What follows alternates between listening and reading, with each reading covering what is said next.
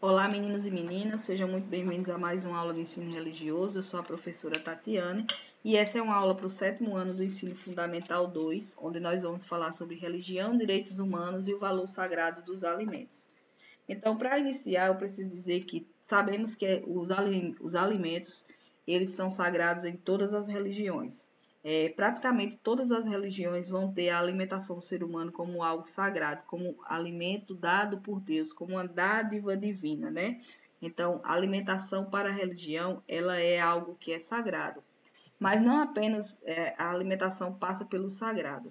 Por exemplo, no artigo 11 do Pacto Internacional dos Direitos Econômicos, Sociais e Culturais, também vão abordar o direito à alimentação, ou seja, internacionalmente, existem pactos que vão falar sobre o direito que o ser humano tem de se alimentar. Aqui no Brasil, o artigo 6º da Constituição Federal, de 88, estabelece que a alimentação é um direito social, ou seja, é um direito da sociedade, é um direito de todos. Todo mundo tem direito de ter uma alimentação. Já o artigo 25 da Declaração Universal dos Direitos Humanos fala que todo ser humano tem direito a um padrão de vida adequado, incluindo a alimentação. Ou seja, a alimentação, pessoal, faz parte dos direitos do ser humano. Todo ser humano tem direito a ter alimento diariamente para que ele possa ter dignidade e saúde. O que é fome? É um problema natural ou uma violação dos direitos humanos? A fome, pessoal, ela é uma sensação natural do ser humano. Todos nós sentimos fome. Agora, continuar com fome é uma violação dos direitos humanos. A fome, ela é um alarme natural do nosso corpo. A gente sente fome porque chegou o momento de nos alimentarmos. Mas quando chega esse momento de nos alimentarmos, todos nós vamos ter os direitos, né, aqui no Pacto Internacional, pelo artigo da Constituição, a Declaração dos Direitos Humanos, são muitos lugares onde fala sobre o direito de todo ser humano ter o que comer. Então, ter fome é algo que é natural, mas ficar com fome, passar fome, não é algo natural e também vai contra a lei. Alimentação, direitos humanos, religião. A fome na perspectiva crítica do cinema brasileiro. Então, o cinema brasileiro, muitas vezes, como ele relata, o cinema é uma arte que vai retratar muitas vezes a realidade, esse tema da fome, ele vai ser muitas vezes abordado. E 2 exemplos disso é o filme O Alto da Compadecida e o documentário Ilha das Flores. O Alto da Compadecida, o filme 1, vai abordar o tema da fome de uma forma muito engraçada, né? Às vezes a gente passa pela cena, é tão engraçado que a gente não consegue perceber e pensar sobre a problemática que está ali por trás daquela cena.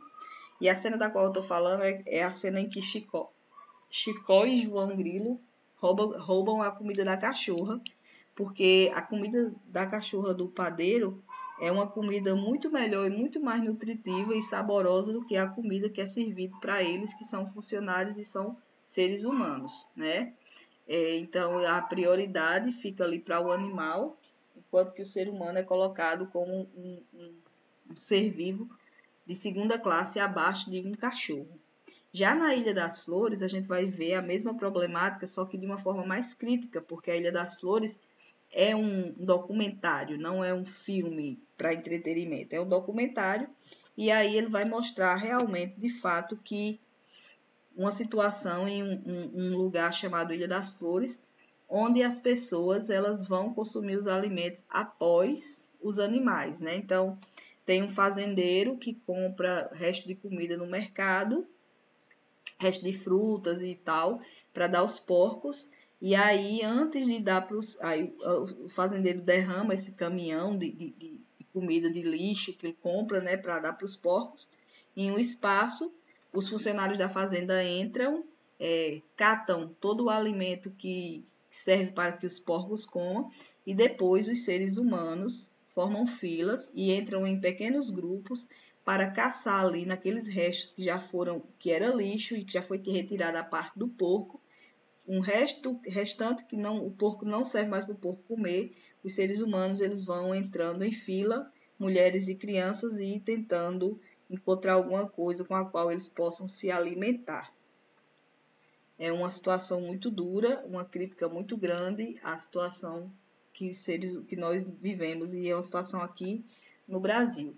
E aí a gente precisa pensar sobre essa questão, quantos animais de estimação têm alimentação garantida? Milhões de seres humanos vivem em insegurança alimentar. Vejam bem, a questão aqui não é falar sobre, dizer que você não vai alimentar o seu animal de estimação. Não é isso.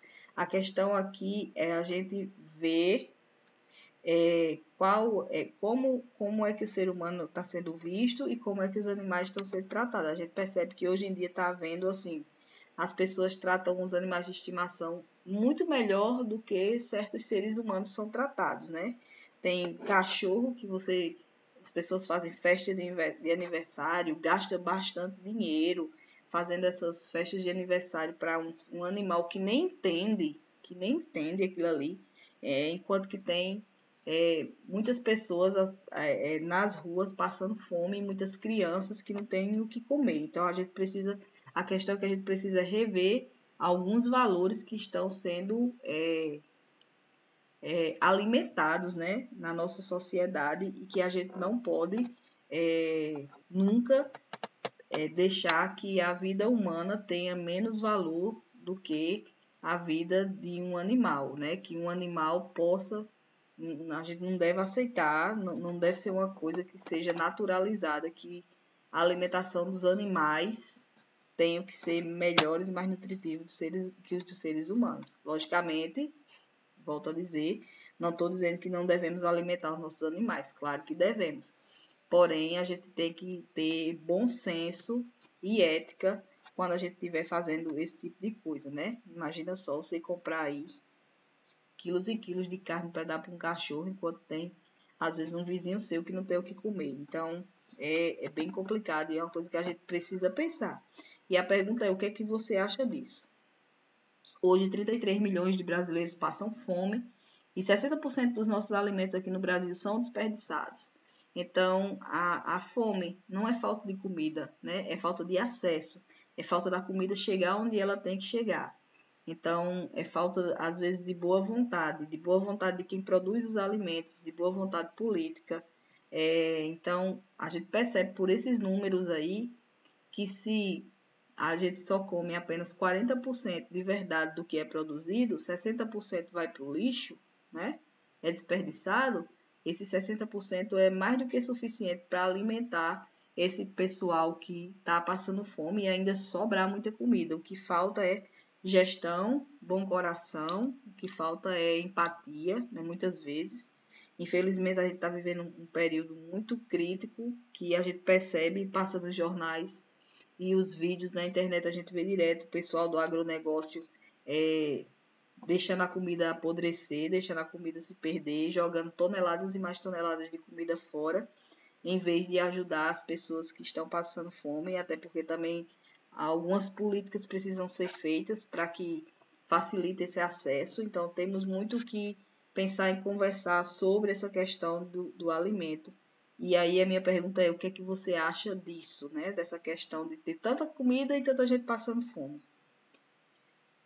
Como é que a religião pode combater a fome na prática? Leonardo Boff diz que Leonardo Boff é um grande teólogo, tá, da Igreja Católica, e ele diz que a fome é um escândalo teológico. Ou seja, as pessoas, a religião não trata da fome como um assunto sério, né? Se a religião tratasse da fome como um assunto sério, um assunto que pertencesse à religião, talvez esse quadro da fome estaria totalmente diferente, né? Se fosse mais pregado, com mais foco essa questão da caridade relacionada à comida. O pão do céu, o pão que vem do céu, o direito que deve chegar à terra.